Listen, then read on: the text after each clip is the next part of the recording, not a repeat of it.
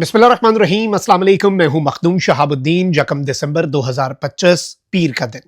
नाज़रीन किराम, इस वक्त भारत की रुसवाइयों का सिलसिला जारी व सारी है। कभी डोनाल्ड ट्रंप के हाथों, कभी पाकिस्तान के हाथों और कभी चीन के हाथों। भारत ने अमेरिका से मुंह की खाने के बाद चीन के साथ अपने ताल्लुकात ठीक करने की कोशिश तो की, लेकिन हाल ही में चीन ने भारत को जो सरप्राइजेस दिए हैं वो सरप्राइजेस अनप्रेसिडेंटेड हैं। भारत की टेरिटरी पर अब एलएसी के अक्रॉस भारतीय फौजी उस मकाम पर जहां पर पेट्रोलिंग किया करते थे वहां पर अब वो कदम भी नहीं रख सकते। यानी चाइना खामोशी से अपनी टेरिटरी बढ़ाता जा रहा है। फिर अरुणाचल प्रदेश की खातून को जो चाइना ने अपने एयरपोर्ट के ऊपर डिटेन किया और फिर उसके बाद चाइना ने जो मौक़िफ़ दिया कि ये सो कॉल्ड अरुणाचल तो कुछ है ही नहीं, ये टेरिटरी तो चाइना की टेरिटरी है। अब उसके बाद चीन ने भारत को अब तक का सबसे बड़ा सरप्राइज दिया है। चाइना ने भारत के मिसाइल टेस्ट पर स्ट्राइक कर दी है। खित्ते में नई कशीदगी पैदा हो चुकी है और इस वक्त इस रीजन के अंदर सूरत हाल बड़ी इंटरेस्टिंग है। इंडिया के लिए तो परेशानियां ही परेशानियां हैं, लेकिन चाइना ने किस तरह से भारत को टफ टाइम दिया है, जरा ये डिस्कस कर लेते हैं। अगर अभी तक आपने इस वीडियो को लाइक नहीं किया तो लाइक जरूर कर दें। कमेंट सेक्शन में पाकिस्तान जिंदाबाद का नारा जरूर लिखें और जिन लोगों ने चैनल को सब्सक्राइब नहीं किया उनसे मेरी यह दरखास्त होगी कि चैनल को भी लाजमी सब्सक्राइब कर लें। नाज़रीन किराम, in the past few weeks Pakistan ने भी कुछ तजुर्बे किए और जब पाकिस्तान तजुर्बे कर रहा था, पाकिस्तान ने अपने तजुर्बे रोके नहीं। क्वेटा की फजाओं में जो कंट्रेल्स बने जिनके हवाले से भारत को या पूरी दुनिया को आज भी यह बहाम है कि पाकिस्तान ने क्या हाइपरसोनिक मिसाइल बना लिए या नहीं, उस वक्त भी अरेबियन सी और कराची के साहिल से दूर अमेरिका का वो तैयारा आकर परवाज कर रहा था जो हाइपरसोनिक मिसाइलों के तजुर्बों को ऑब्जर्व करता है। और पाकिस्तान ने फिर भी जो करना था कर दिया, ऐलान नहीं हुआ, वो एक अलग बात है। डोनाल्ड ट्रंप ने बाद में ज़रूर ये बात कही इंटरनेशनल मीडिया को इंटरव्यू देते हुए कि भाई बहुत से मुल्क एटमी तजुर्बे कर रहे हैं जिनमें चीन, रूस और पाकिस्तान भी शामिल है।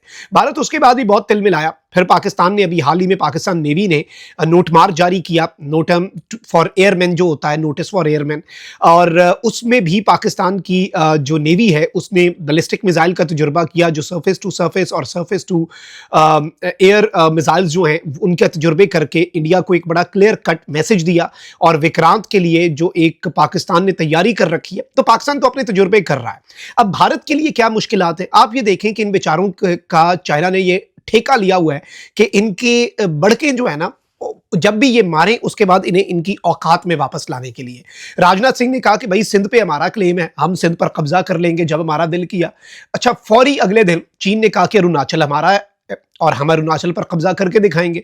चाइना ने स्टैंड लिया, चाइना ने अपना स्टांस जो है वो पूरी दुनिया के सामने रखा और वो एक खातून जो भारतीय पासपोर्ट पर अरुणाचल प्रदेश के प्लेस ऑफ बर्थ लिखी हुई थी अरुणाचल प्रदेश इंडिया, चाइना ने डिटेन कर लिया। उन्होंने कहा ये तो इलीगल लिखा हुआ है, ये तो गलत जुमला लिखा हुआ है तुम्हारे पासपोर्ट पे, ये पासपोर्ट ही इलीगल है, नल एंड वॉइड है और ये तो कानूनन जुर्म है जो तुमने किया, तो हम तुम्हें यहाँ पे रोक रहे हैं। तो इंडिया ने उसके बाद एहतजाज किया। चाइना ने कहा इंज तो फिर इंज ही सही, भाई हम तो डट गए हैं, ये तो हमारा एरिया और हम लेके रहेंगे। अच्छा, अभी रिसेंटली भी इंडिया ने चाइना के साथ ताल्लुकात ठीक करने की कोशिश की।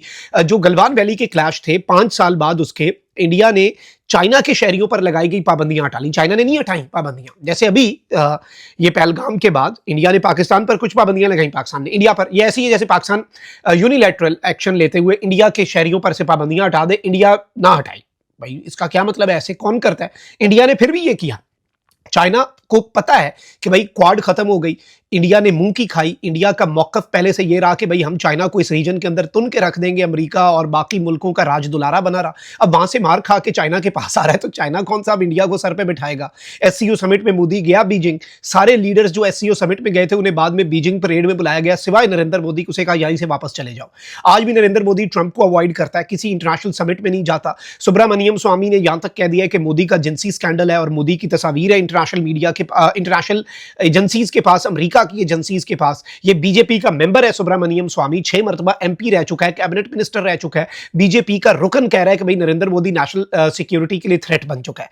अब उस नरेंद्र मोदी के लिए परेशानी तब नाज़रीन कराम बढ़ी है जब भारत ने अपने समुद्रों के अंदर 2 बे ऑफ बंगाल में भारत ने 2 नोटम्स जारी किए और ये नो फ्लाई जोन था और इसके हवाले से यही बताया गया कि यहां पर मिसाइल का तजुर्बा जो है वो भारत करने जा रहा है। पहला जो नोटम था नाज़रीन कराम वो था 1 दिसंबर 2025 से 4 दिसंबर 2025 तक, यानी अभी तक ये नोटम इन प्लेस हो जाना था।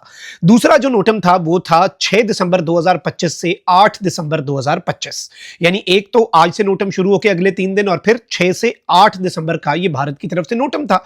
और ये बे ऑफ बंगाल के अंदर था और इनके अंदर ये बताया गया था, बल्कि जो पहला नोटम था उसकी मैक्सिमम लेंथ जो है वो 3485 किलोमीटर बताई गई थी और ये जो दूसरा नोटम है इसकी लेंथ जो है मैक्सिमम लेंथ वो 1480 किलोमीटर बताई गई। अच्छा, अब इस सब के अंदर इंडिया ने कोई बड़ा तजुर्बा करके सरप्राइज देना था, लेकिन अब इंडियन ओशन के अंदर चाइना ने क्या किया जी, चाइना ने अपनी वेसल जो है वो उतारी है। और जैसे ही चाइना ने ये किया, और यकीन माने the fear of the dragon for India is real. ये जो ड्रैगन, चाइना को ड्रैगन कहते हैं ना, तो चाइना की जो फियर है इंडिया के अंदर वो बड़ी शदीद तरीन है। और इंडिया ने अपने दोनों जो नोटिफिकेशंस हैं लॉन्ग रेंज मिसाइल टेस्ट के, वो नोटम्स इंडिया ने कैंसिल कर दिए, क्योंकि इंडिया को जब ये इंफॉर्मेशन मिली कि चाइना की रिसर्च वेसल्स जो हैं वो इस एरिया के अंदर अब आ चुकी हैं। रिसर्च वेसल्स का क्या मतलब है जी, चाइना ने जो ट्रैकिंग शिप्स हैं, मिसाइल ट्रैकिंग शिप्स, ये वो शिप्स होती हैं, ये अटैक के लिए नहीं होती। ये बेसिकली जैसे अमेरिका ने एक तैयारा भेजा था ये देखने के लिए कि पाकिस्तान कौन सा तजुर्बा कर रहा है, ये अब इनका एक पूरा इनकी एक रेंज होती है, उस रेंज के अंदर होने वाली तमाम तर चीज़ों को ये ऑब्जर्व करते हैं। तो इंडिया जो है उसे पता है कि भाई हमने जो मिसाइल का तजुर्बा किया, चाइना ने अपनी ट्रैकिंग के लिए शिप्स भेज दी हैं। अलबत्ता चाइना की तो टेक्नोलॉजी वे मोर सुपीरियर है ना इंडिया से। इंडिया का चलो पाकिस्तान से मुकाबला है, तो चाइना क्या वो इंटेलिजेंस पाकिस्तान के साथ शेयर नहीं करेगा? यानी इंडिया जो करने जा रहा था उसकी एक एक तफसील जो है वो पाकिस्तान के पास आ जानी थी। अब ये वही बात हो गई कि इंडिया तो J-10C या JF-17 थंडर के करीब भी नहीं फटक सकता। पाकिस्तान ने राफेल, इंडिया के पास आने से पहले राफेल हमारे पायलट्स ने देख लिए थे, उनकी स्ट्रेंथ्स और वीकनेसेस हर चीज़ को एनालाइज कर लिया था कतर में जब ट्रेनिंग हुई, और इंडिया ने बड़ा एहतजाज भी किया।